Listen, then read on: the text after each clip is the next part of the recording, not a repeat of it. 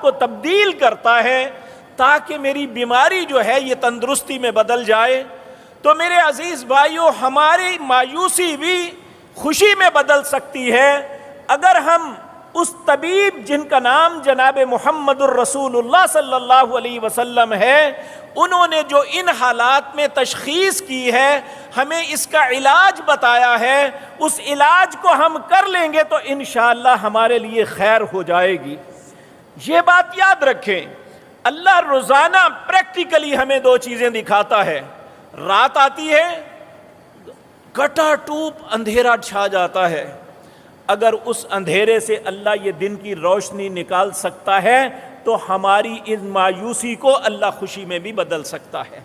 اگر اللہ رب العزت انتہائی گرم موسم میں ٹھنڈی ہوا کے جھونکے لا سکتا ہے تو وہ ہمارے معاملات بھی اللہ سدھار سکتا ہے۔